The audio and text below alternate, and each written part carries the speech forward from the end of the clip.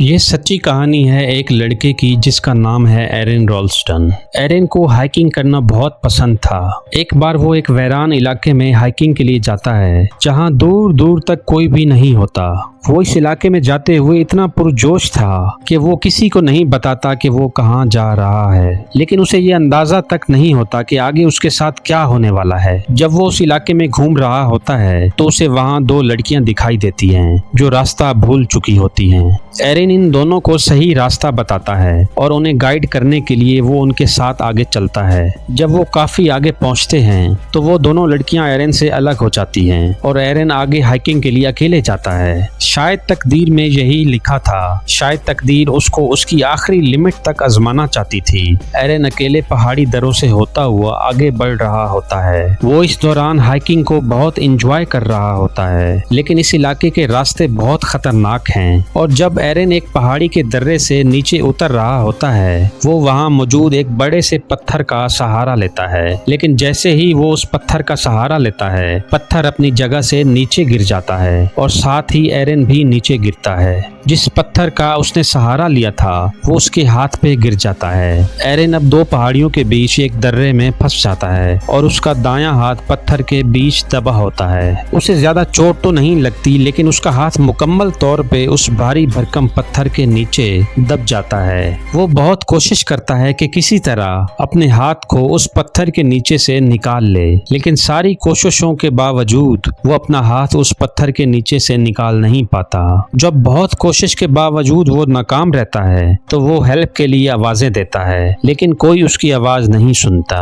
वो समझ जाता है कि इस वीराने में उसकी मौत तय है। शायद तकदीर उसे यहाँ इसीलिए ले आई है कि उसकी मौत यहीं लिखी थी।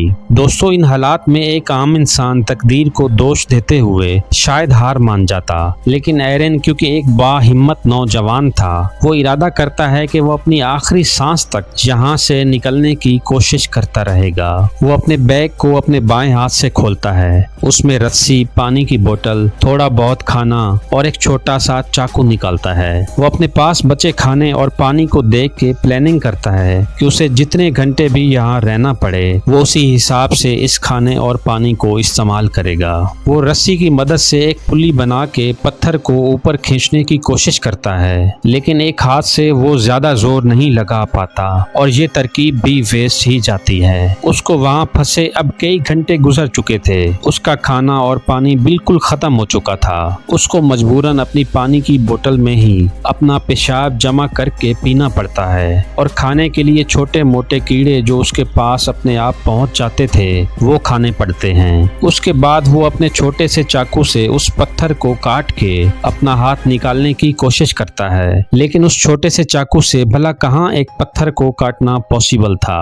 देखते ही देखते उसके चाकू की धार खत्म हो जाती है और वो वहीं फंसा रह जाता है। कुछ घंटों बाद जब रात होती है तो उसे बादलों की आवाज सुनाई देती है। देखते ही देखते बारिश शुरू हो जाती है। बारिश का पानी उन दर्रों में पहुंच जाता है और एरन उस पानी में डूबना शुरू हो जाता है। जब वो पानी में बिल्कुल डूब जाता है तो एक बार फिर अपना पूरा जोर लगाता है पत्थर को हिलाने के लिए और इस बार पानी के बहाव की वजह से पत्थर हिल जाता है और एरन का हाथ आजाद हो जाता है। एरन आजाद तो हो जाता है, लेकिन उसे अभी भी अपने हाथ में दर्द महसूस हो रहा था। वो जैसे ही अपने दाएं हाथ को देखने के लिए उसे हिलाने की कोशिश करता है वो हिला नहीं पाता, क्योंकि अभी तक उसका हाथ उस पत्थर में ही फंसा हुआ था और ये सब उसने एक ख्वाब में देखा था। ये सब होने के बाद वो इतना नाउम्मीद हो जाता है कि उसका दिमाग काम करना बंद कर देता है। उसे अजीब अजीब से ख्याल आना शुरू हो जाते हैं। वो समझ जाता है कि अगर वो मजीद कुछ घंटे यहाँ रहा तो वो मरेगा तो जरूर, लेकिन उससे पहले वो पागल भी हो जाएगा।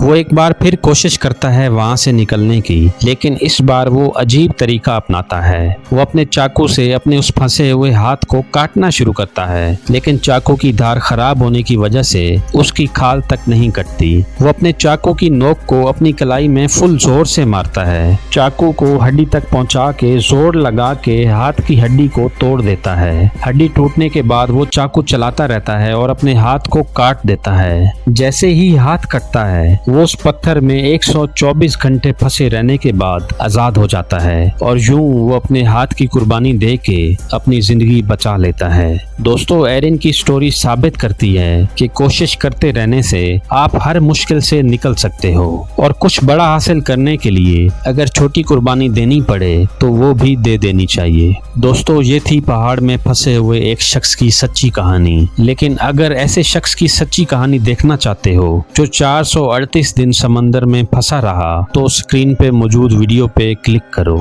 मैं आपसे वहीं मिलूंगा।